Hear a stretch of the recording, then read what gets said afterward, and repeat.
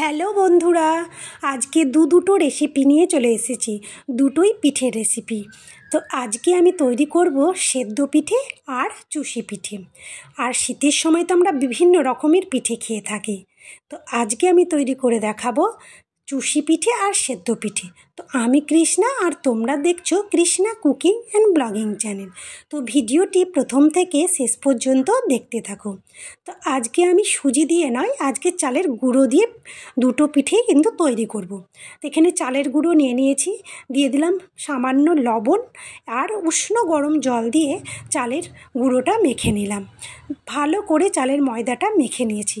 এবার এখান থেকে একটা লেচি কেটে, দেখো একটা ছোট্ট একটা লেচি কেটে ভালো করে বলের মতো গোল করে একটা ঠোলা তৈরি করে নিয়েছি, মানে একটু বাটির মতো। দিয়ে এখানে পুর দিয়ে দিলাম নারকেল আর গুড়। তো আমি এখানে পুরটা তৈরি করে দেখাইনি, কারণ ভিডিওটা অনেকটাই বড় হয়ে যাবে, তাই আমি নারকেল আর গুড়ের পুরটা আগে থেকেই তৈরি করে রেখেছিলাম। তো দেখো গুড় আর নারকেলের পুরটা দিয়ে ভালো করে মুখটা বন্ধ করে একটু হালকা হাতে চাপ দিয়ে মুখটাকে ভালো করে বন্ধ করে দিয়েছি, যাতে ফেটে ভেতরের পুর বেরিয়ে না যায়। তো আবারও তোমাদেরকে দেখো এই পিঠেগুলো তৈরি করে দেখাচ্ছি। আর এই পিঠেগুলো খেতে এত ভালো লাগে, এই পিঠে বলে না, শীতের সময় তো আমরা অনেক ধরনের পিঠে তৈরি করে থাকি, সব পিঠেই কিন্তু খেতে অসাধারণ লাগে। তো এই দিকে আমি গ্যাসের মধ্যে হাঁড়িতে জল গরম করতে বসিয়ে দিয়েছিলাম। এবার দেখো জলটা গরম হয়ে এসেছে। এবার হাঁড়ির উপর বসিয়ে দিয়েছি একটা বড় ছাকনা। এবার ওর মধ্যে একটা করে পিঠেগুলো দিয়ে দিলাম ঢাকা। তো আমি এখানে 10 মিনিট মতো জাল করে নিয়েছি। তো 10 মিনিটেই কিন্তু পিঠেগুলো তৈরি হয়ে গেছে। তবে হ্যাঁ, হাঁড়ির মুখটা যদি একটু বড় হতো, ছাকনাটা একটু ভেতর দিকে যদি ঢুকে যেত, তাহলে কিন্তু 10 মিনিট হয়তো লাগতো না, কম সময়ে হয়ে যেত।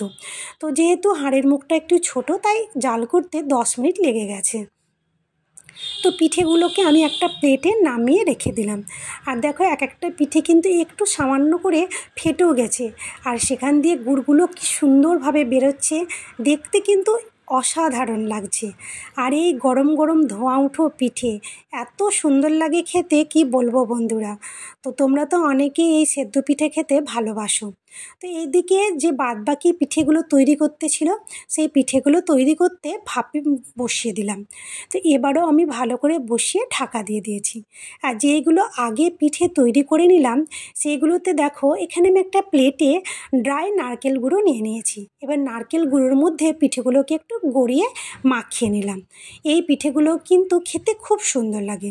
তবে হ্যাঁ, এই পিঠেগুলো এমনিই খাওয়া যাবে, এগুলোকে কিন্তু নলেন গুড়ের মধ্যে চুবিয়ে না খেলেও চলবে। এগুলো শুধুও খেতে কিন্তু খুব সুন্দর লাগে। আবার যদি ভাবো যে না, গুড়ের মধ্যে চুবিয়ে খাবে, তাহলেও খুব সুন্দর লাগবে। তো আমি সমস্ত পিঠেগুলোকে ড্রাই নারকেল গুঁড়োর মধ্যে ভালো করে গড়িয়ে একটু মাখিয়ে নিয়েছি। তো সমস্ত পিঠে মাখানো হয়ে গেছে। এবার যে পিঠেগুলো পরে ভাপে দিয়েছিলাম, সেগুলো একটু দেখে নেব। তো এইগুলো কিন্তু সেদ্ধ হয়ে গেছে আর একদম নরম তুলতুল করছে। দেখো একটা পিঠে কিন্তু একটু ভেঙেও গেছে।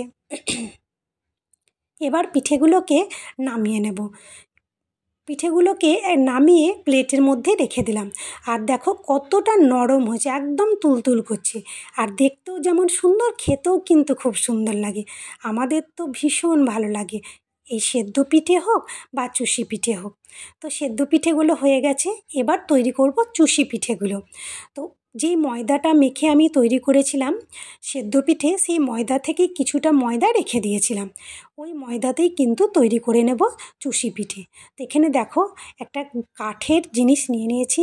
এবার ওর মধ্যে গড়িয়ে কিন্তু চুষিগুলো তৈরি করছি, কিন্তু এর মধ্যে একটু মোটা হয়ে যাচ্ছে, তাই ভাবলাম যে হাত দিয়ে তৈরি করব। আর হাত দিয়ে কিন্তু তৈরি করলে বেশি ভালো হয় চুষিগুলো। তো হাত দিয়ে তৈরি করে দেখো কি সুন্দর হচ্ছে, একদম দেখতেও সুন্দর লাগছে আর একটু সরু হচ্ছে। তবে হ্যাঁ, এখানে আমি চুষিগুলোকে কিন্তু একটু বড় করেছি, তোমরা চাইলে কিন্তু একটু ছোট করতে পারো। আমাকে কিন্তু বড়গুলো দেখতে বেশি ভালো লাগে, তাই একটু বড় সাইজ করেছি। সাইজটা নিজের ইচ্ছে মতো দিতে পারো, ছোট করলে ছোট, বড় করলে বড়। তো এদিকে চুষিগুলো সমস্ত তৈরি করে নিয়েছি। এবার আমি দুধটা জাল করতে বসিয়ে দিয়েছি গ্যাসে। তো এখানে আমি 500 গ্রাম দুধ নিয়েছি আর দিয়ে দিলাম 1 প্যাকেট গুঁড়ো দুধ। এই গুঁড়ো দুধটা দিলে চুষি পিঠের স্বাদটা কিন্তু আরও বেড়ে যাবে, আর দুধটাও কিন্তু খুব তাড়াতাড়ি ঘন হয়ে যাবে। তো দুধটা অল্প একটু গরম করে কিন্তু গুঁড়ো দুধটা দিয়ে ভালো করে মিশিয়ে নিতে হবে। আর দুধ গরম না করে কিন্তু মেশাবে না, হালকা যখন একটু গরম হয়ে আসবে তখন গুঁড়ো দুধটা দিয়ে ভালো করে মেশাবে। ভালো করে যদি না মেশাও তাহলে কিন্তু দলা বেঁধে যাবে, দানা দানা ভাব থেকে যাবে গুঁড়ো দুধের। তো আমি ভালো করে মিশিয়ে নিয়েছি, দিয়ে দুধটা ভালো করে জাল করে নিয়েছি। এবার দিয়ে দিলাম 3-4টে এলাচ, মুখটা ফাটিয়ে একটু দিয়ে দিলাম। এলাচের ফ্লেভারটা ভালো লাগে বলে এলাচের ফ্লেভারের জন্য 3টে এলাচ দিয়ে দিয়েছি। তোমরা যদি এখানে এলাচ দিতে না চাও তাহলে নাও দিতে পারো, যেহেতু এখানে খেজুর গুড়ের তৈরি করব পিঠেটা, তাই এলাচ কিন্তু না দিলেও চলবে। তো এখানে দুধটাকে ভালো করে জাল করে নিয়েছি, আর দুধটা অনেকটা কমে এসেছে। এবার তৈরি করা চুষিগুলো দিয়ে দিলাম দুধের মধ্যে। এই পিঠেটা হতে কিন্তু একদম সময় লাগে না, খুব তাড়াতাড়ি কিন্তু এই চুষি পিঠেটা তৈরি হয়ে যায়। তোমরা যখন খুশি কিন্তু তখন এই পিঠেটা তৈরি করে খেতে পারো, এত তাড়াতাড়ি এই চুষি পিঠেটা তৈরি হয়। আর হ্যাঁ, চুষিগুলো দেওয়ার পর কিন্তু বড় চামচ বা খুন্তি দিয়ে কিন্তু নাড়লে হবে না, তাহলে কিন্তু কেটে যেতে পারে। এখন খুব নরম চুষিগুলো, তার জন্য দেখো আমি চামচের মুখটা কিন্তু একদম গোল ধারালো নিইনি, আর একদম একটা ছোট্ট চামচ নিয়ে নিয়েছি। দিয়ে চুষিগুলোকে একটু নেড়ে চেড়ে ভালো করে ফুটিয়ে নিচ্ছি। তো চুষিগুলো ভালো করে কিন্তু ফুটে গেছে। এবার দিয়ে দিলাম একটু নারকেল কোড়া।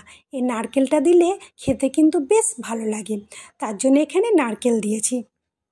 নারকেলটা তোমরা না চাইলেও দিতে পারো, অনেকে নারকেল পছন্দ করে না, কিন্তু এখানে নারকেল দিলে স্বাদটা একটু বেশিই ভালো লাগে।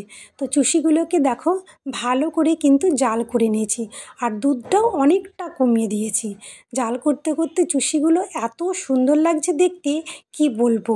আর সেন্টও একটা খুব সুন্দর এসেছে, যেহেতু এখানে এলাচ দিয়েছি আর নারকেল পড়েছে।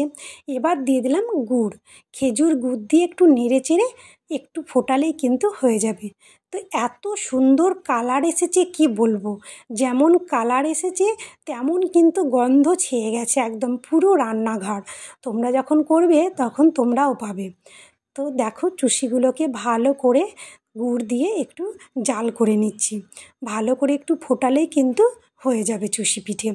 আর বললাম না যে চুষি পিঠে করতে কিন্তু একদম সময় লাগে না, অল্প সময়ে কিন্তু হয়ে যায়। শুধু হ্যাঁ, যখন চুষিগুলো হাতে তৈরি করব তখন একটু সময় লাগে, তাছাড়া কিন্তু পিঠে তৈরি করতে সময় লাগে না। তো তোমাদের এই রেসিপি কেমন লাগলো অবশ্যই কমেন্ট করে জানাবে।